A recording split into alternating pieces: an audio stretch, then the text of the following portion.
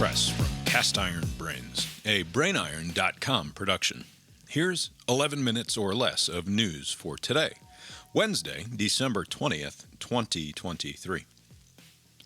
The Colorado Supreme Court has ruled that former President Donald Trump cannot appear on the state's presidential primary ballots in 2024 because Section 3 of the 14th Amendment to the U.S. Constitution bars those who have previously taken an oath to the Constitution, who subsequently engaged in insurrection or rebellion against the Constitution, from ever again holding federal office.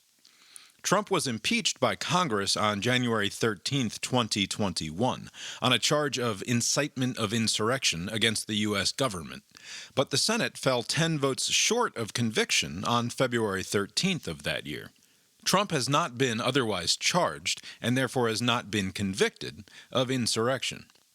The question of whether the 14th Amendment bars Trump from appearing on the ballot in Colorado will ultimately be decided by the Supreme Court, an issue that the court will likely adjudicate quickly as the 2024 presidential primary season gets underway in January.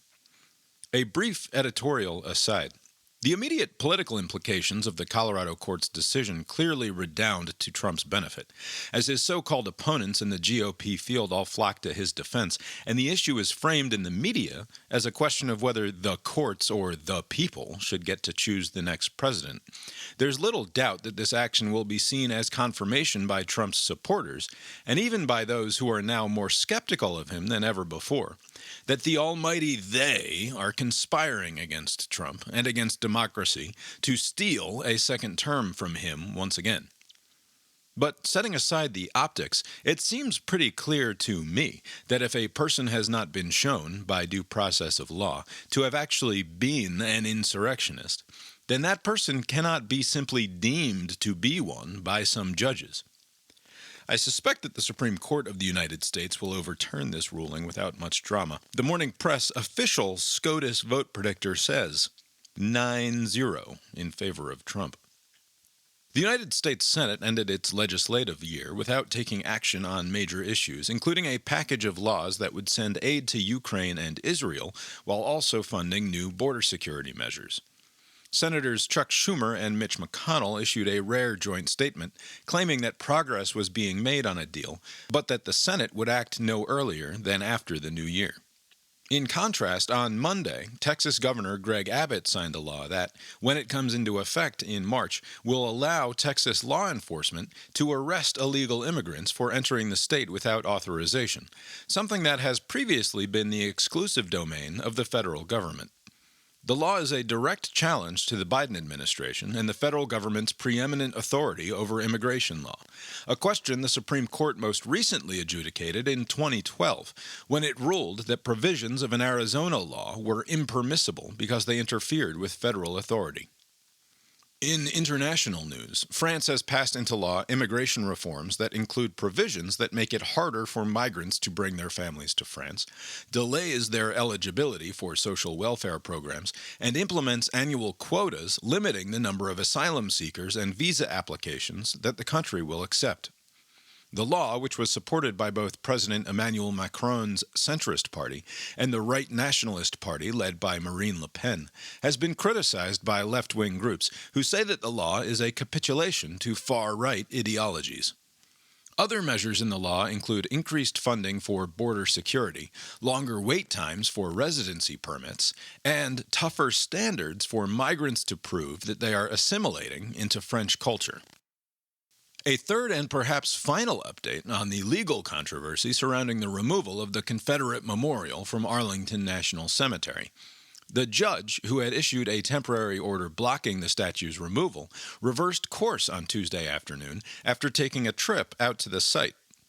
Lawyers for the group Defend Arlington had claimed that the Department of Defense had failed to complete an environmental review of the impact of removal, and that the work was resulting in the desecration of gravesites. Judge Rossi Alston wrote in his ruling that upon touring the site he saw no desecration of graves and that, quote, the grass wasn't even disturbed, end quote. Alston was clearly not pleased with the group, calling their claims either ill-informed or inaccurate, and admonishing their attorneys for failing to disclose that they had lost a very similar lawsuit a week earlier, in federal court in D.C. A number of Virginia lawmakers continue to object to the statue's removal, with some state senators going so far as to demand that Virginia Governor Glenn Youngkin bar the companies contracted to dismantle and transport the memorial from doing business with the state in the future. Youngkin has not yet spoken to that issue, but has arranged for the memorial to be moved to a state park on the site of a Civil War battlefield, the relevant section of which is owned by the Virginia Military Institute, a public senior military college. On this date in history, December 20th, 1860, South Carolina became the first state to secede from the United States when its state legislature passed a brief ordinance of secession. A few days later, South Carolina would issue a declaration that laid out its reasoning, citing among its justification for secession, quote, an increasing hostility on the part of the non-slaveholding states to the institution of slavery, end quote. Also on this date, in 1968, Nobel laureate in literature John Steinbeck died in New York City. Steinbeck's best-known works include Of Mice and Men, The Grapes of Wrath, and East of Eden. He was 66 years old. Now, here's a look at the weather. A story from the Associated Press that explains the history of the poinsettia plant tells the tale of Joel Roberts Poinsett, the first U.S. minister to newly independent Mexico and an amateur botanist, who introduced the holiday favorite to the United States and eventually Europe after coming upon it in Mexico in 1828. The story has a predictable enough shape. Suffice it to say that Poinsett, for whom the plant is named, at least in the English-speaking world, is a less than admirable character to the modern conscience, and that some folks are now pushing for the use of the Aztec word for the plant, rather than poinsettia. We will have to set aside the reputation of the Aztecs to the modern conscience. They were, for better and worse, like Poinsett, human, after all. The Aztec word is Quetzalcoatl, apologies for the pronunciation, which means literally excrement flower, according to Wikipedia, so named because the seeds are attractive but indigestible to birds, so that the seeds often appear to germinate out of bird poop. This curious and amusing linguistic fact does not appear in the AP write-up, which instead claims that the name means flower that withers. The article quotes Elena Jackson Albarrán, a professor at Miami University in Ohio, who says, quote, I've seen a trend towards people openly saying, don't call this flower either poinsettia or Noche Buena. It's Quetzalcoatl. There's going to be a big cohort of people who are like, who cares? End quote. Count me among them, Professor.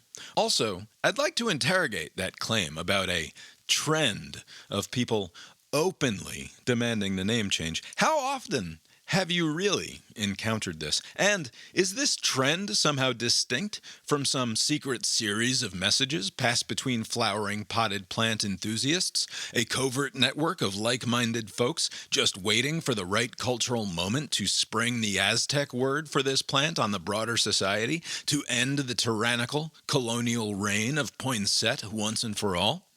Sounds like a bit of excrement flower to my ear, Doc. Regardless, I'm glad the article exists. I'm glad to know a little bit more of the history, and I'm glad for the linguistic rabbit hole. But any attempt to convince people that they are morally bound to call a popular potted houseplant something else for reasons of social justice is just self-defeating mission creep, and makes it genuinely harder for people to tell the difference between monuments to the awful past that really should be dismantled and a plant that was literally just sitting there, looking pretty on the windowsill, not bothering anyone at all. That's the weather from here. How's it look out your window? The Morning Press is a production of the BrainIron.com multinational media empire. Please direct comments and complaints to brainironpodcast@gmail.com or visit the website at brainiron.com. For a transcript of today's episode and links to the stories referenced, find The Morning Press at brainiron.substack.com. Thanks, and barring the sudden onset of the inevitable, we'll talk to you tomorrow. The proceeding was created with 100% human content.